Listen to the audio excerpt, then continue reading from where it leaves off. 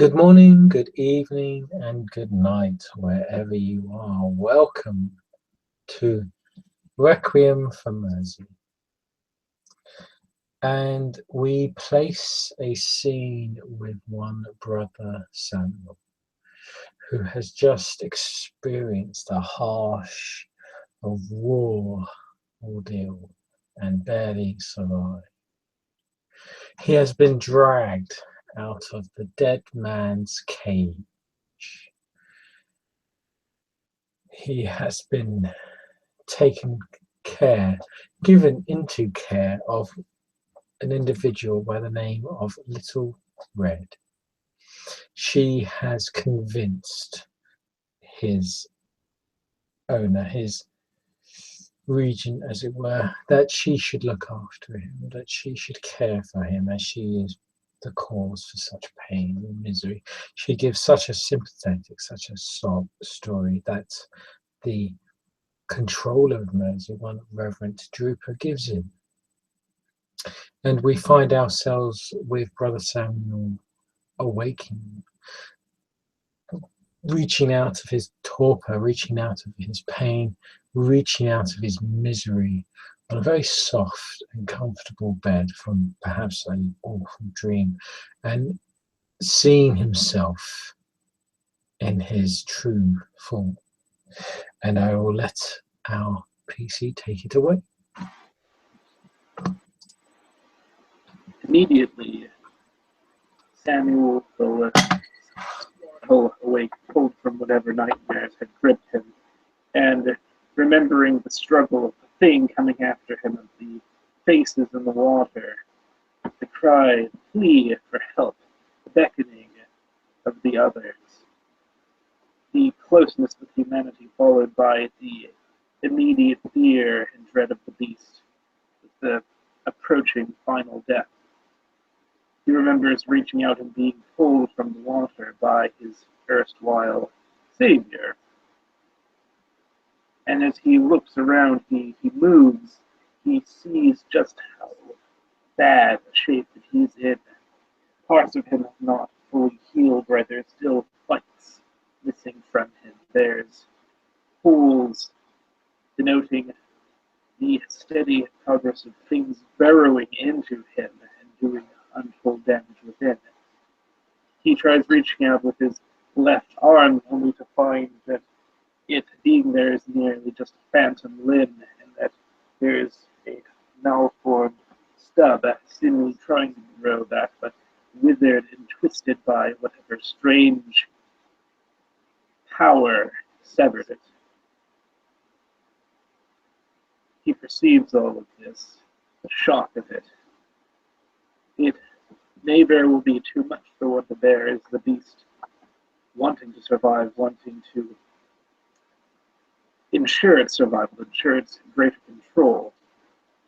It sees this opportunity, this weakness, in order to make its attack at Samuel's humanity. Let's see how well he's able to fortify himself.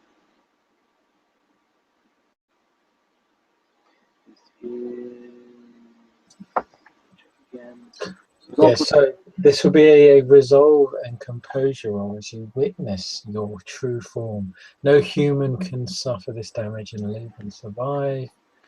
But this will be a simple roll. You do not have a touchstone, so I won't plus any dice to this, but I won't minus any dice. So we'll keep it simple for now. All right, well, it is. Oh, just barely. Yeah. I'll just simply add the pain, the sense of pain and anger that reminds you being human. So I'll let you describe that and take it away.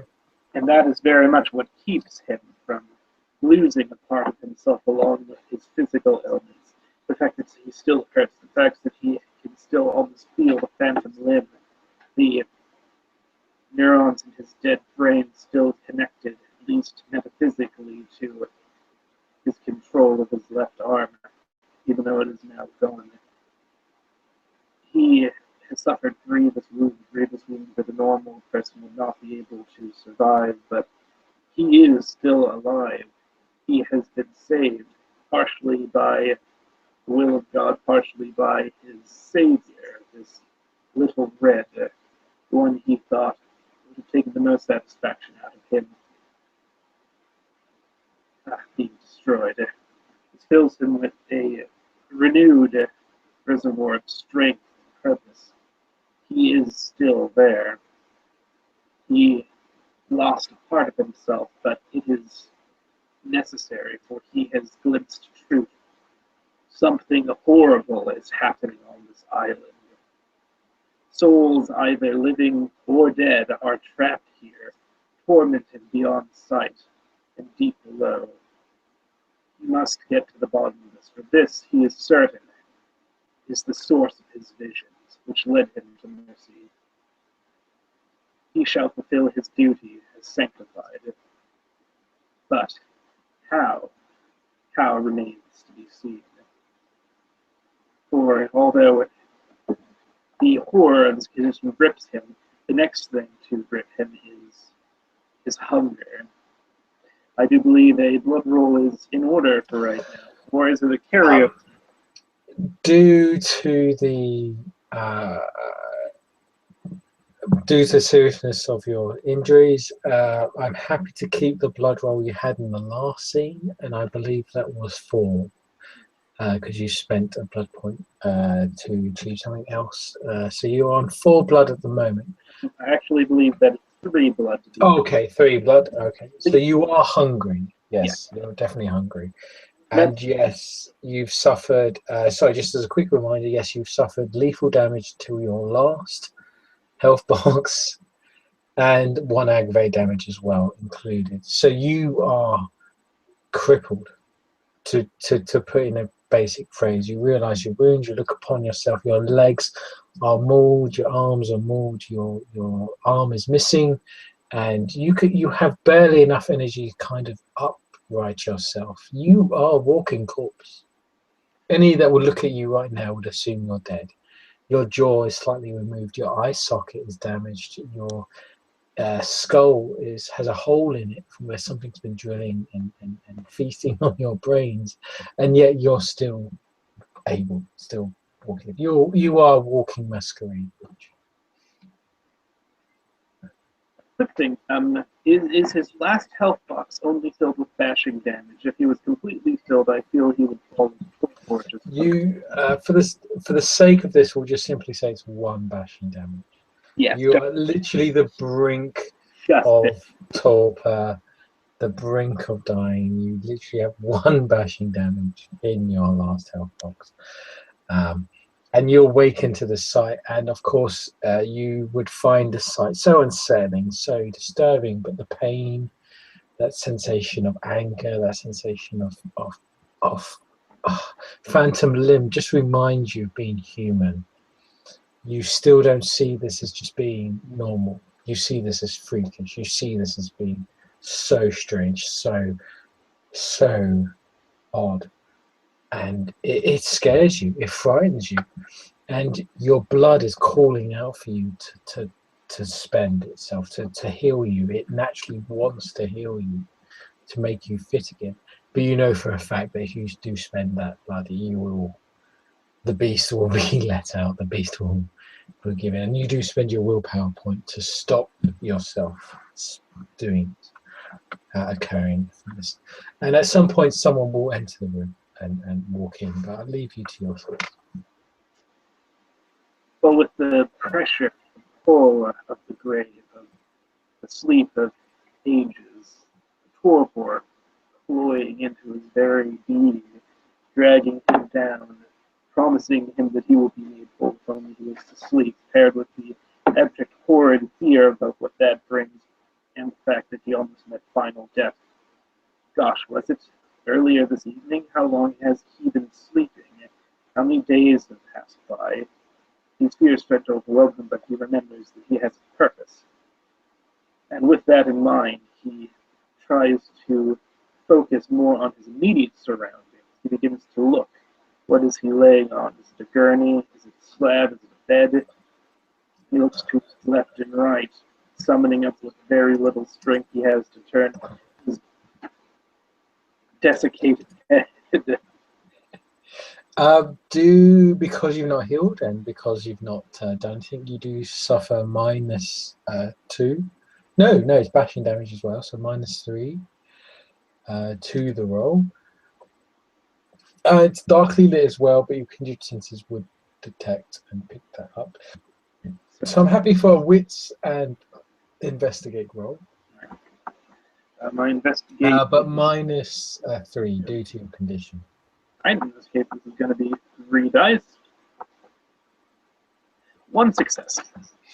Okay, well, we'll just simply that you gain 1 specific knowledge of something. You look about you and you see a very elaborate room. You see a very luxurious room. You see fine furniture, fine wood, fine wallpaper, windows, markings and carvings. This is an expensive place. This is a luxurious place. It seems to be like a spare room, a study perhaps. You've been left on a couch. You realise that the windows have been left open deliberately. This is not a safe place for a kindred. You instantly recognise that. But you realise this is a place of someone old, someone. The furniture, the handwriting on some of the words in the scripture. This is a place where you just get that sense of that early 1900 sort of feel, the sense of someone, a lady, a professional. There's many books on the wall. It just seems like a lady's study, a lady's area of meditation, of reading, a private room. As a boy, you see knitting, you see fabric that's laid out. It seems a very sort of polite, very secure area. The only thing that alarms you is that you see the windows have been left open, as if someone has done that deliberately to allow you to see the night sky. And of course, you hear the festivity outside, the wolf hunt festivity. You see people running around with fire and flame and music and laughter. Your hunger, your senses are calling out for that, the blood, the beating, the heartbeat. But then, yes, the memories flash back of the horror that you've witnessed and the willpower point you've spent of trying to keep yourself secure. So you're left in this room. It seems to be the room of a old, to your character, an old lady. Well, as the hunger begins to grip him even more, he might realize that it's only perhaps the room begins to develop a red tint, although it is not due to the particular coloring of the wallpaper or the furnishings, but his eyes have begun to glow red. He can feel his teeth trying to descend. The face of hunger is fully upon him. Truly, he is a grievous masquerade breach.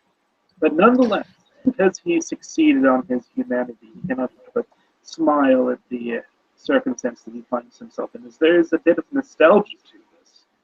He is in pain as he forces himself a small, agonizing chuckle. How many times has he been in a room like this? It reminds him of home, it reminds him of London, it reminds him of his days of being a private investigator, meeting with old ladies who want information about their husbands or snooping around places, tucked away, hidden places where people can meet, where they believe they will not be spied upon.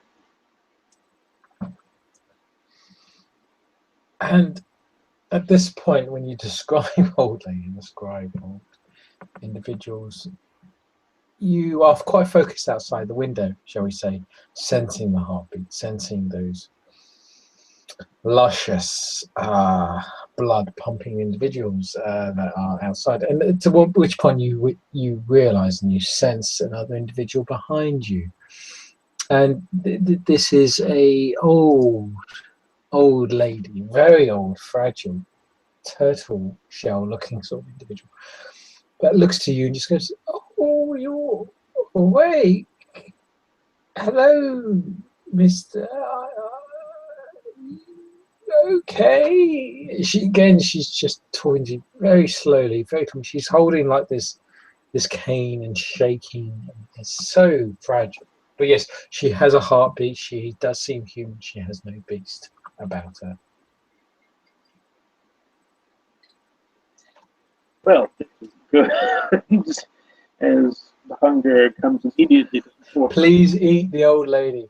No, Please eat the old lady. no, I can't eat the old lady, David. I think immediately he's going to be more confused and more startled and frightened. Like, could this possibly be just a regular kind? No, this must be someone who's working for Old Red. He'll use Auspex 1 in order to see if she is a threat. Oh, okay. Oh, this is interesting. It's a free one the first time you use it. You can sense danger. God damn it, Auspex is good. You see this person, you see this individual. There's no contested role here. So it's wits plus empathy plus Auspex. So that'll be Oh, I see. Yes, we'll see what you roll. 5, 5. And you know what? I'm going to roll it. You're gonna roll it, okay? Yep. Son of a gun. All right, you may opt for a critical if you wish. No, I think it was. Are you sure there's a cliff right outside that window? Oh, too soon. Too soon. No, it's more the fact that his eyes are just damaged. Right, we'll describe it that your character's.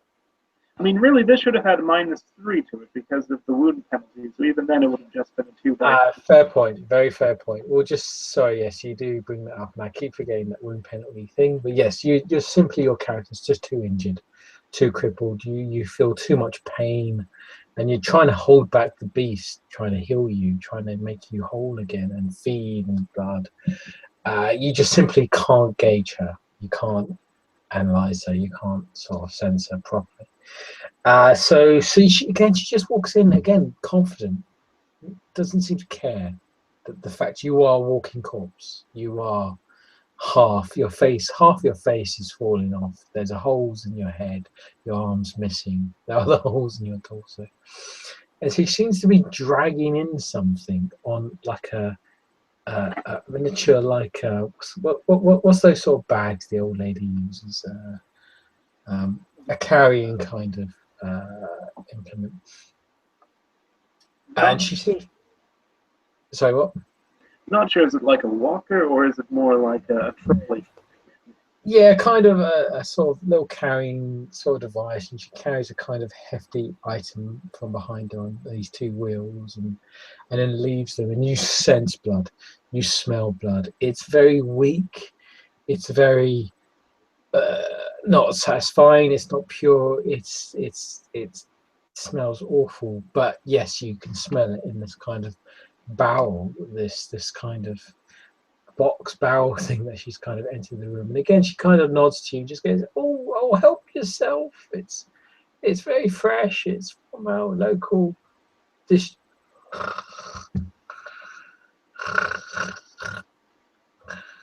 Oh, sorry. Yeah, it's very fresh. It's from our local dish.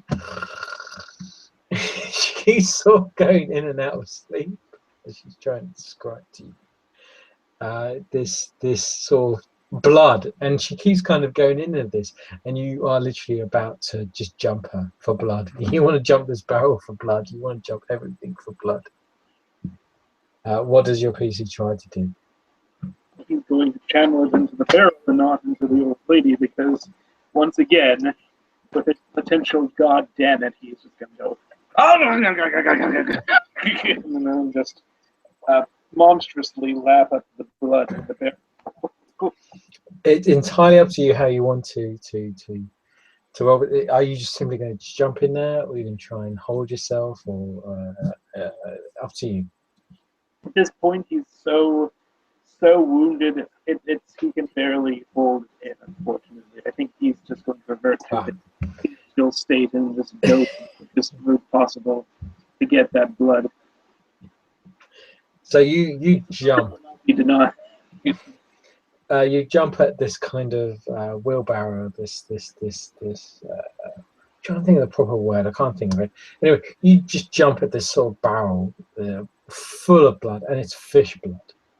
Very thin, very weak. Oh, it tastes awful, but by God, it's satisfying. You just lap it up. You drink half the barrel.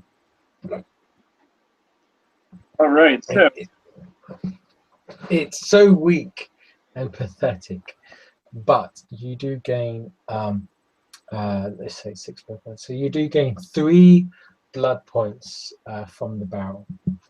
all right, I'd like to have 2 of those translate into bringing me to 5 vitae, so the face of hunger goes away. The remaining one I'm going to immediately cash in order to, is it 1 vitae for 1 lethal? 1 vitae for 1 lethal, yes. To heal of 1 of the lethal damage, so I will have now 1 completely empty health box and 1 bashing for lethal and 1 aggravated. So you've got 2 health boxes that have been. Sorry, you've got 2 health boxes. Last health boxes that are damaged. Well, no, 1 of them has bashing, the other one has nothing in it right now. That's the one. Okay, so you've only got the -1. You've only minusing 1, 2 damage at the moment. You've absorbed, but literally it's for you. It's only 3 blood points because it's animal vitae. It's double the amount. So you've had to drink like literally half a barrel of fish blood, and it's amazing how quickly you can drink this. It's so thin and it tastes so horrible, but your beast is so hungry it doesn't care, and it just glop glop glop glop glop. And it gets to the point the old lady actually pats you on the back of the head as if stroking you very caringly, as if, oh, it's okay, dearie, drink up, don't swallow too hard or you'll choke. She keeps kind of repeating these things and falls asleep every now and then as this happens. But at some point you kind of emerge, and yes, you've healed some of your damage. And sorry, how many blood points you spent? 2. Only 1. The other 2 have been added to the 3 to bring them out of the face of hunger. So, stylistically, I'll say that the part of damage that has been healed is actually its face. So its jaw has like reconnected itself. Okay. See, back to normal. So he at least looks like he's, he could be an open casket funeral. so at this point, as you kind of get yourself together, and you're still so injured. You're not even halfway from trying to really heal yourself properly, but you've kind of healed yourself to a point where you can at least talk and at least come across. But yeah, your lips are covered in this stinking sort of liquid of fish blood, and because of the vitae you've drunk, even your appearance and the way you are just sort of stinks slightly. It doesn't smell quite right. It doesn't smell fresh. And at this point, you realise the other room that the old lady entered from, and this is a sort of study. It seems to be more elaborate. There seems to be lights, music playing, the sounds of laughter, the sounds of individuals talking in this room. And you kind of are left with that. And at some point, the old lady, if you're finished or done, there's still another half barrel that you may drink from if you wish. But either way, the old lady kind of gestures for you to go towards this room. Now that he's recovered some of his faculties, he will continue drinking the fish blood, because again, this is another part of his penance. What he needs to do in order to make right everything, he will wipe some of the blood that has, just all caked over his mouth as best as he can. He will thank her for this gracious gift and ask if she is the host, or his host, or if she is a servant. Sorry, do you drink the rest of the fish blood, or do you stop? Well, but he's going to ask her that first. I'm trying to okay. Well, she... a little bit of the bestiality. So you hold yourself off from drinking. You look to her, and she just simply says, "Oh, did you seemed hungry. We got a few of these barrels downstairs just in case for emergencies." And, sorry, forgive me. I do get very sleepy. My grandchild told me to tell you to, if you're well fed, go into this, into the. Yeah. Sorry,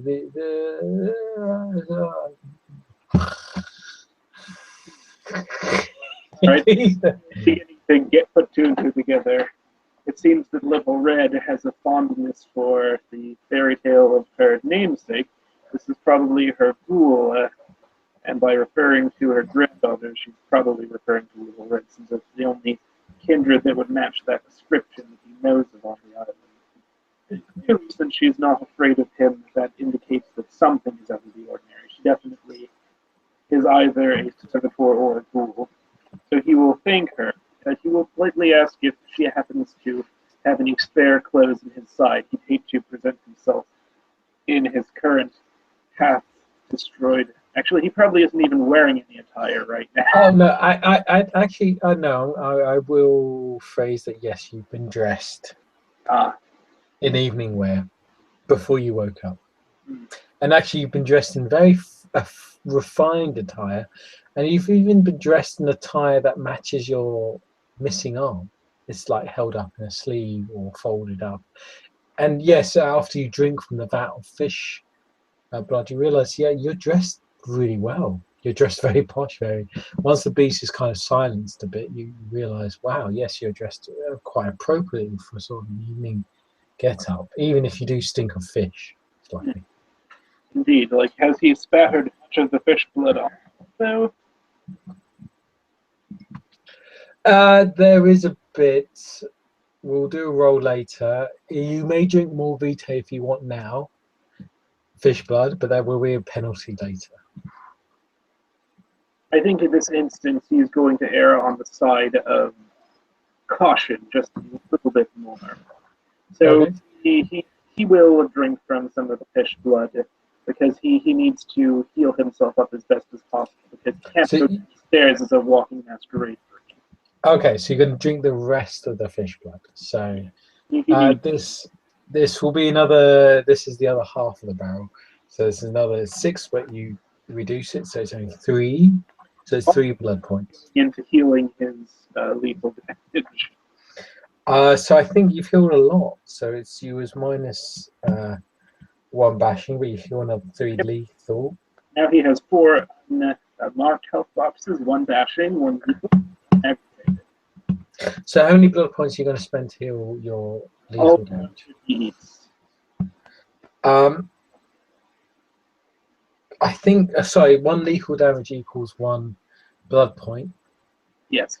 So your health is 7, I believe. So you suffered bashing there. Your last one, so 1, 2. Depends how much you want to spend. How much do you want to spend to heal? Because you'll still be hungry at the end of it.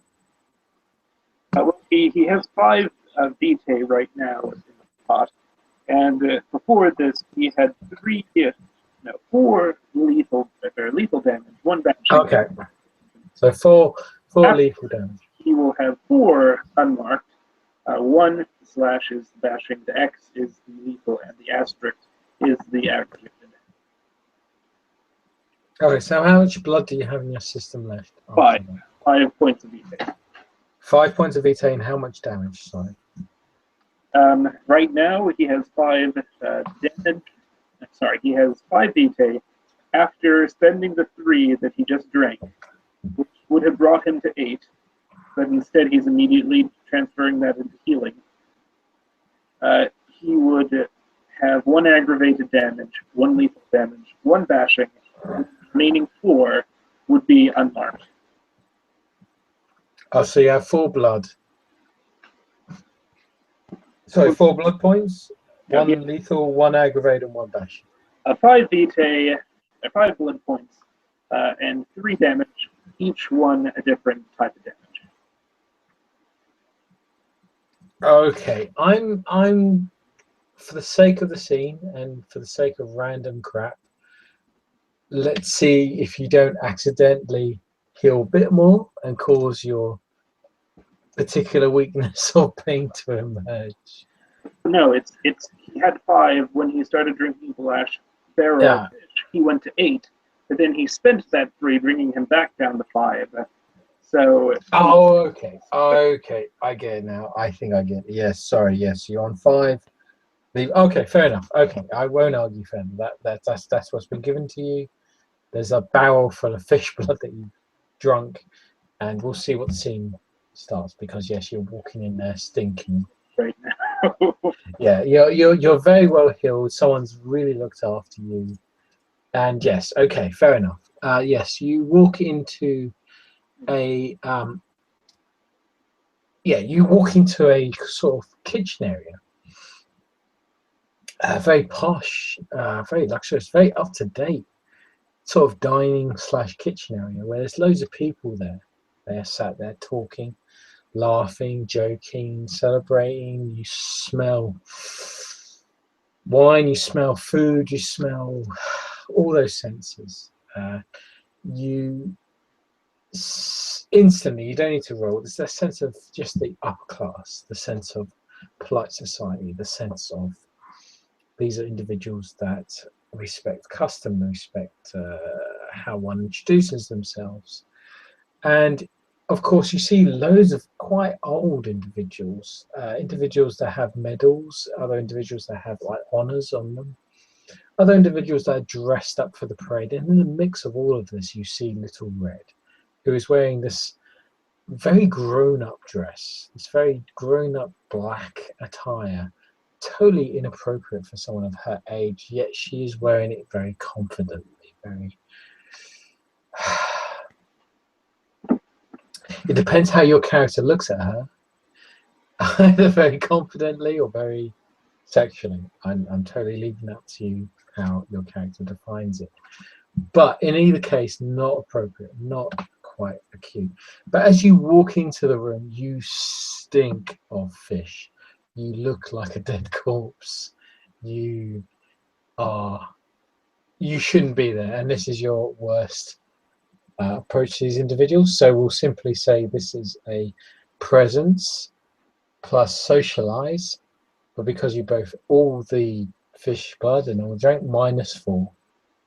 Well, as it was already, that would be a 0 dice pool. With the -4, it is the super chance die. All right, a single dice roll, and we'll see what happens. Ah, that is a failure. No, unfortunately, you walk in front of these individuals. Describe. Feel free to describe how your character walks in front of these individuals, and yes, you do stink. And He already is not used to these sort of parties. He's never been one for that. He's always been a man of the streets. He tries to straighten his attire, but finds that it's very awkward. He is not used to just using one hand to do everything, and his frustration merely brings attention to the fact that he is now, for all intents and purposes, an amputee, which not only would, draw some chagrin from the rest of the upper crust people here. On top of all of that, he absolutely reeks of fish. He doesn't even have like the decency to put on the blush of hope because he's not prepared for this sort of situation. He does not have the time to take the necessary steps ahead of time. Already he's beginning to regret not coming down the stairs obfuscated, but he did not want to be rude since he was in what he could be best describing the territory of his savior. But now he is deeply regretting that, as several eyes are starting to fall upon him, and he can already hear the whispers about who this ruffian is amongst their midst, I would assume. oh yeah, as you enter the room, again, it's this sort of elaborate sort of setup has been arranged, and you see fine food and fine wine. There's even a cook or an individual that's cooking food in the kitchen, and it just seems this incredibly sort of posh affair. But as you walk in and as you kind of present yourself, the individuals there just start to sort of cough, and they look at you really oddly, like, "Oh my God, what is he doing here? What? I didn't expect one of." They sort of murmur and whisper to each other. You do spot one individual, and he does seem to have like the chain of office, which represents like the mayor, the individual charge of Merzen. And he seems to be dressed very fine, very well, and he seems, you've not met the other individuals, so yeah, we'll describe that you saw him at midnight mass. That's definitely something you have seen. He's a part of the family, part of the, That at least. Me yeah, there. you definitely have seen him, and probably one or two other individuals that are sat at this table as well. But of course, they kind of look at you and they're sort of quite shocked, as if like, and they keep making up excuses. And some one or two, a woman jokes as if like, "Oh, I knew they come from the salty sea, but I didn't expect them to stink like it." They can't. They're quite harsh jokes. And of course, the individual that you know as Little Red smiles, sort of jokes with them, but she immediately gets up from the table, walks to you, and goes, "Ah, I see you're awake. Come, come. Let's get you ready properly for dinner. Please." She gives bows, and her etiquette is so graceful. It's so wonderful that even you feel comfortable in this very awkward situation with a missing arm and perhaps a lobster on your head that's still trying to eat your brains. Even you feel quite gracious and calm as she kind of politely bows. And again, she's dressed in this very appropriate, very adult sort of attire as she kind of sort of she gently pushes you, but again, her force is so strong, so physical, so powerful almost that you feel yourself compelled and forced into the other room. And as soon as you go into the other room, she immediately closes the door behind her and then looks to you, just going, ah. And her etiquette, her social kind of disguise drops, and she looks to you in a kind of a moody teenager and looks to you going, ah, so you finally awoken then? Yes, I have. Must thank you for the gift of blood, and most importantly for saving me from my predicament in the dead man's cage. She laughs and she kind of holds her chest as if it's painful laughter. And she walks towards one of the cabinets, one of the wooden sort of tables. And she kind of brushes it, and again, a very sort of sensual way, a very physical way. And as she does this, she turns to you and goes, oh, I didn't even expect you to survive.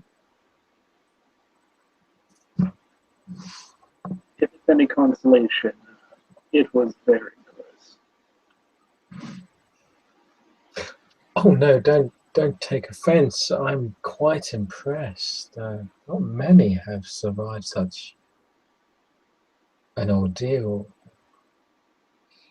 It's one of the reasons I rescued you. I must be honest with this. Well, I appreciate it.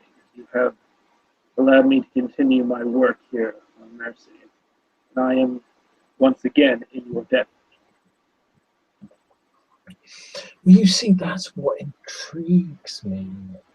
She kind of walks and then sits on a chair and brushes her hair with a comb, this sort of ivory comb that she has. She starts brushing her hair with it.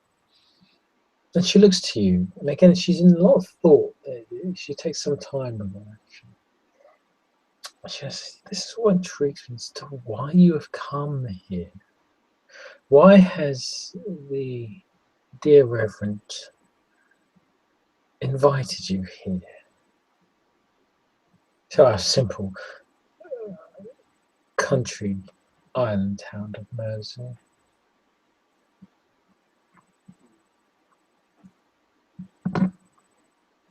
Samuel will take a brief second to think about exactly what his situation is right now and exactly what he should reveal, but he is indebted to this individual, and more than anything else, if he wants to survive and fulfill his mission, he needs an ally. So he will take a strategic gamble, and he will say, I do not know the reasons why the Reverend. And there's a bitterness there, he will not hide it. allowed me to, but the reason I came was because I foresaw myself coming the next day. If you believe in that sort of thing. Okay, sorry, you speaking truth there that you come here to investigate the. Well, no, it's he's saying that he doesn't know why the Reverend let him in, but he came to Mercy because he had a vision. So that's true. Yeah, there's a. Oh, oh. It's not the full truth, but It's not the full truth. So we'll simply say, because of this individual's history, a presence plus persuasion roll to gauge how well you come across.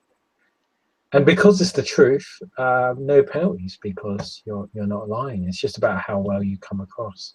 in that case, the instance of against all odds remaining humanity, did that give a extra willpower point? Yes, so yeah, you do gain an extra willpower point. Humanity doesn't affect this roll because it's person against person. Well, the reason I said that I'm actually going to cash that in right now in order to bring the dice pool to 6. Yes, that is an auto, if you wish, or you may roll. I'm going to roll because he's still in a bad shape, and I'd like to say there's still a chance. Ah, yes. Well, you have healed quite a bit of damage, but it's entirely up to you. All right, so I'm going to go for it. Here we go. Yes. 2. If you get an additional success, I will add that as a bonus. Unfortunately, no. No. Okay, yeah. You come across very well. Yes, you describe your situation, describe you've come here because of these visions, because you've been told to, because you've been quite honest. And she raises an eyebrow at this. She sort of acknowledges as if she understands, as if, oh, yes, I see, I see. And she seems more comfortable with you. She seems more relaxed with you.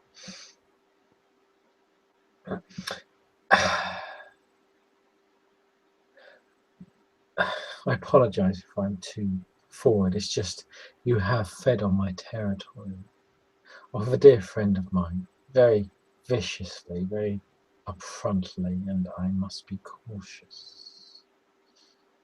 I understand. Again, I am gravely sorry for my lack of control. I had not been yet accustomed to Oh, life or the Requiem on Mercy. she gets up immediately as you say this, as you kind of give that a kind of, oh, not used, and she kind of rubs your cheeks. She holds your hands. And she looks at you quite, you don't need to have empathy, she looks at you like a pet. And just, oh, I understand, I know. You're still having trouble, aren't you, grasping your hunger, your feeding. I've seen it before, and I've seen others that have succumbed to it and others that have succeeded in mastering it. But in this house, you obey my commands and you do not harm my guests. Do you understand? She gives us this very childish kind of like waggle of her finger. I have taken pains to ensure that the possibility would not occur. Oh, good. It took me some time to cover up what you did beforehand, and I hope you understand that you owe me a favor because of that. But I did not wish the dead man's cage on you. That was Father Drupper's request. I never wished that of you. I've seen what happens to others that have experienced that. There's only a few kindred that have actually survived such an experience. It was the most harrowing experience that I have endured. Oh, well. She immediately sits down, quite curious. Again, actually, no, she goes on both knees, looks up to you again like a child looking for a story. And she looks to you, go, oh, please tell me, what did you see? What did you experience? Did you see him? Did you see the prince? And she holds herself silent as if she's ruining the story. Are you sure you want to hear about this? I've heard it from others. I just want to know your experience. Please tell me. Very well. The only reason I survived was because it was the will of God. A four-handed individual, one who smells of cherry tobacco, came forth with a coin. He told me to put my faith in God, and I was rewarded for it. He told me to allow the things below to eat from my flesh, so that way my chains might be loosened. But when I went below, my dreams blurred with reality, but a vision came for me again of a young maiden, not much unlike yourself, with markings upon her face. She pleaded for help before something dragged her away, and then others came, other maidens from beneath the waves. And for a while I could not hear the sound of peace. I was complete, so I thought in that dreamlike state, but eventually I came to find myself half devoured, but freed from the chains. And then my beast did not perceive it, the creature, the horrible beast that lumbers below the waves. And it was only through the renewed purpose and the pure desire to survive this that I was able to swim away and escape it at all.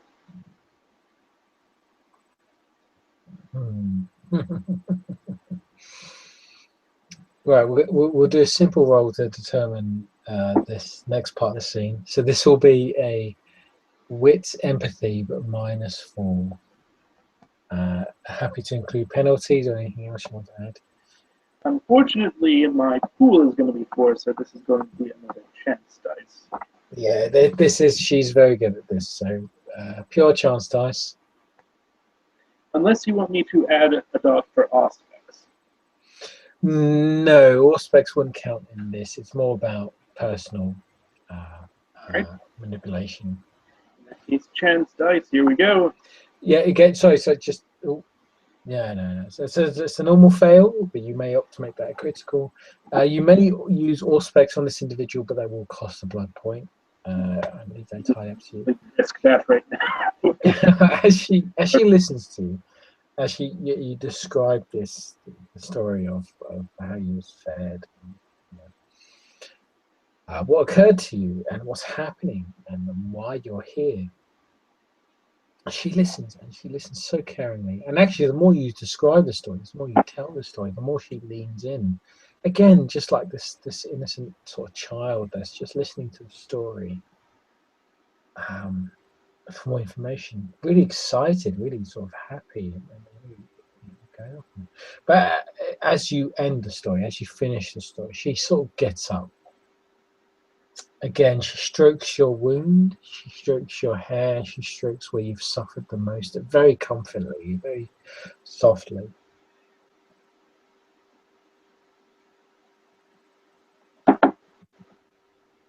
And she looks to you going, oh, God, I'm so sorry you had to suffer so much. Look, I'll tell you something now. There's a lot of danger on Mersey. The Reverend's become deranged, mad. I'd love to tell you more, to instruct you more, but I can't feel safe for you or for myself if I did. But we need help. I need help. And she starts chewing her nails and starts chewing her fingers as if worried and going on. I'd love to tell you more, but I've already offered you too much and given you too much, and I can't tell you more without a guarantee. I can't tell you more without at least you offering me something in return.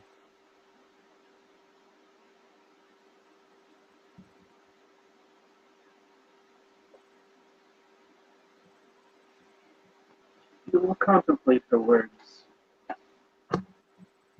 He knows that this is a much older kindred than himself he is talking to right now. He has not forgotten that. But right now, she is catering to all of his vices. So he will ask, what do you And she like approaches you, walks very closely up to you, and just simply takes so she grabs one part of her top and the other part of her top of her dress and pulls it down to reveal her torso, to reveal her bare chest, and just simply says, "Drink of me once. Sustain yourself from me once. Become a part of me, and I will tell you a deep secret that will save you from the horror that the Reverend wants of you. But you must do this. It's the only security." And she bears her very young, nubile, fresh breast and neck to you.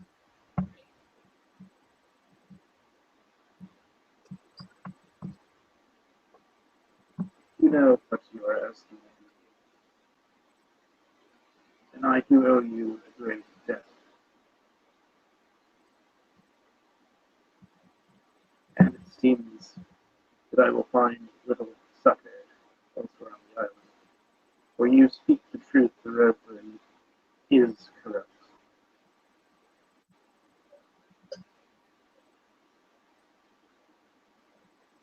Very well, but I only pray you do not ask me to drink again.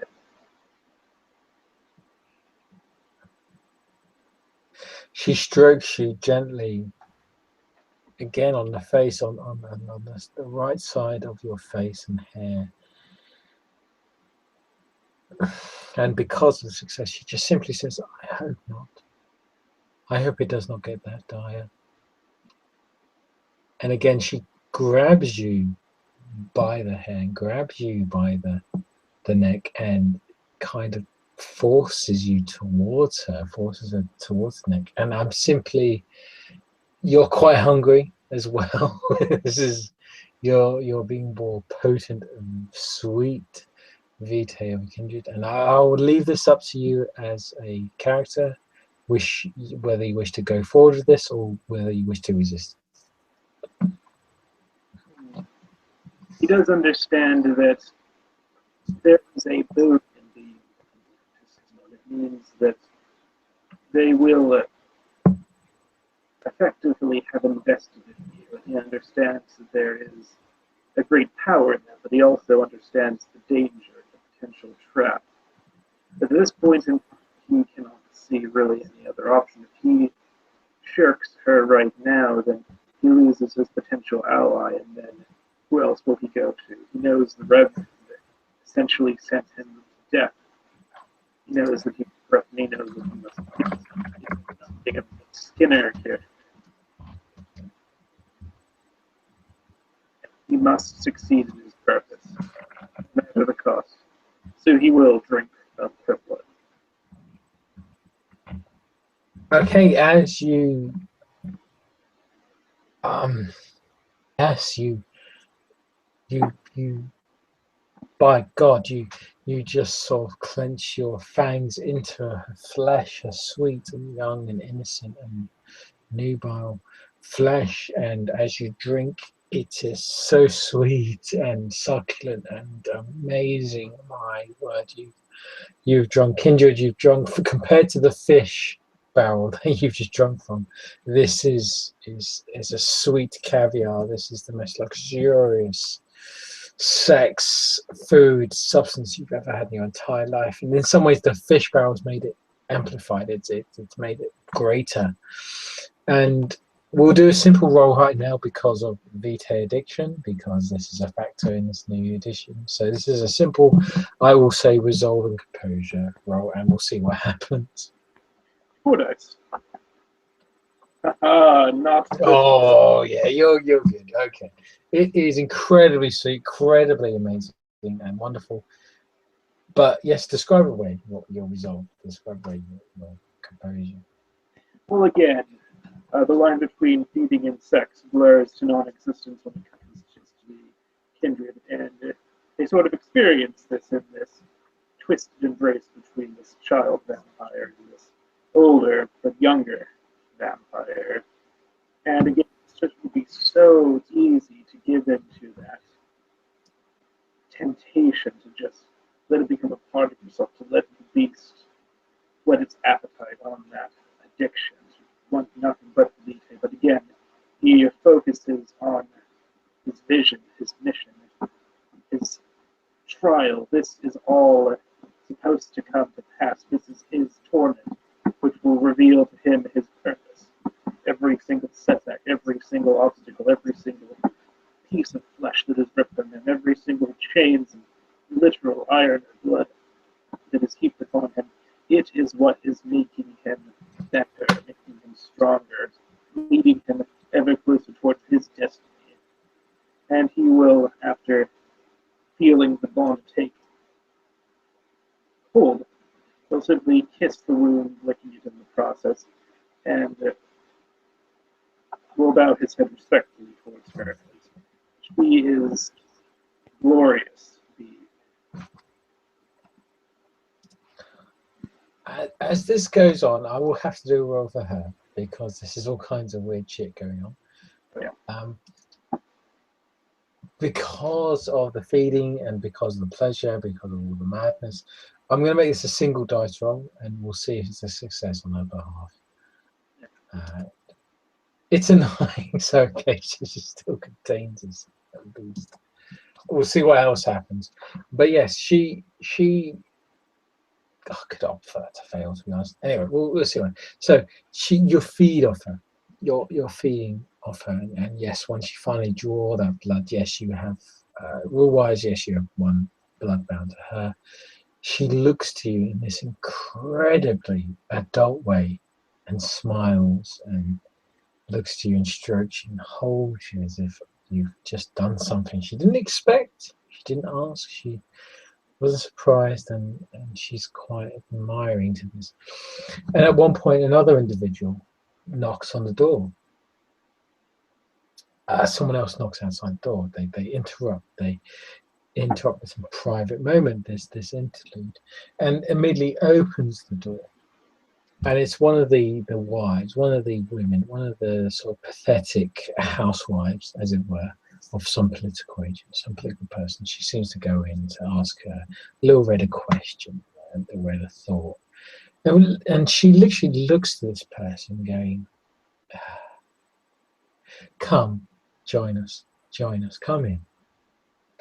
And the lady, as if she's expecting something or thinks this plays on, but you instantly get that sense of a herd, someone that expects to be fed on, that sense that she bares her neck, the way she's quite excited as Little Red offers for her to come, as if this is a treat. Something sexual will happen, but you know for a fact this is pure feeding. And Little Red basically bites her on the wrist and then offers her neck to you. And you begin to feed. And I'm happy to say that you gain, we'll work this out with XP and all sorts, but you gain extra herd dots and extra feeding dots. And I'm happy to say for now you are healed of all your damage except for the aggravate damage, because you will need to rest and to heal that manually. To which point you both feed off this person, you both feast. And Little Red is looking at you the whole time as you're feeding, and you sense her beast coming over you, working its way over you. And this is another roll, because this is a beast against a beast roll. All right. She tries to seduce you. So the beast Okay, all right. So this would be whatever is your most strong bestial thing. So either strength, presence, or what's the other one? Intelligence, I believe, which is Yes, certainly so intelligence, decent. physical. Yes, sorry, intelligence, strength, or presence versus this individual's strength plus their blood potency. So you may be able to resist. We'll see. Well, let's find out. And 4 plus 1, 2, one success 3. explodes. Oh wow, that's quite good. Ooh, She wins. But she does win by surely 2. that So, means he is wanton. so technically, you will gain the. We'll simply say you gain the charmed condition. We'll just apply for this. Anyway, she, as she's feeding and she's looking at you, and she just pushes her beast over you, and your beast does try to resist, but it's just overwhelmed by that raw sort of sexual sort of seduction, innocence, that young blood. And as you're both feeding off this woman, it's a kind of a, you feel like you're just feeding for the first time. It's such a raw experience, and it's just and it gets to the point where she collapses. You've drained quite a bit of blood from her. She's literally a few blood points away from death, and she looks to you with blood running down her teeth, running down her mouth, and she just looks to you going, I've been waiting for someone like you, someone to help me, to help Mersey, to help the lost souls here. Will you do that for me, please? Will you save Mersey? Will you bring Mersey to light? Will you save Mersey for me? Oh yeah, he's completely wrapped around her fingers. So And she just seems to keep rattling on and keep going on. he will say yes, of course, anything. The Reverend, he has lost faith. He has become corrupt. He has turned against us. I need someone like you. I can only exist with someone like you, someone with what I don't have, someone that has faith, someone that can bring the people together. Please help me. Please save Mersey. I want to bring it into the light. I want to modernize it. I want to feed all of us. I want to help the people here. I want what's best for Mersey. Will you help me, Samuel? Will you help me, please? Of course I will. This is why I was brought here. Free the souls on Mersey. Free the people on Mersey, and let us bring it to a new light. Let us rid it of the old superstitions, the Skinner, the Reverend, their old ways. Let's just let us work with humans. Let's work with the kind. Let's just feed and be happy, be content. This is all I wish. You agree, don't you? As she begins to say this again, he's under the charm condition, but since he came to the seductive beast, he's more open and expressive about his own desires on top of that. You still have will. You're not majesty. You're not anything like that. It's just purely you've been dominated quite heavily by this person. You still have an opinion. If it's totally counter to your character, feel free to argue. Oh no, he's again enraptured in this moment. He says, "It's still not enough. It's not in our kind's way. In order to simply coexist with humans, we need to prey upon them. We need to teach them. We need to show them the folly of their ways. We are creatures of sin, and it is our purpose to feed it. But it is through our predation that we may show them the true path. We can make mercy better. We can show them what they have forgotten." She crawls over the individual you fed on, She crawls over her and crawls over you. She kind of tenderly touches your limp, your wound, your missing limb. And she just sort of goes, that's what we need. That's what's been missing from Mersey for so long, is someone that cares. Someone that really, truly cares. And again, she starts to kiss you, starts to caress you, and starts to grope you. And Oh, this leads, totally into it. He'll do the same to her. Yeah. yeah, this leads on to a full-on adult underage sexual scene of pure animal feeding and frenzying and blood being transferred. And Oh my gosh, hold on. Will this potentially lead to conversion, though? Will she actually drink from him? she will drink from you. I'm going to make that an automatic Gosh. because she is that involved and she's that sensual that she will feed off you. But you will feed off her twice because you fed off the first time. We'll simply say it's the second time. Oh, is it going to be the rule where it's every single time you drink, or is it going to be every single scene? Yeah, we'll add this all up later in the after scene. But there's this to keep in the role play sense. Yeah, she just grapples on top of you, and you're both feeding off each other and off this other woman that's entangled into your mess, and it's a full on.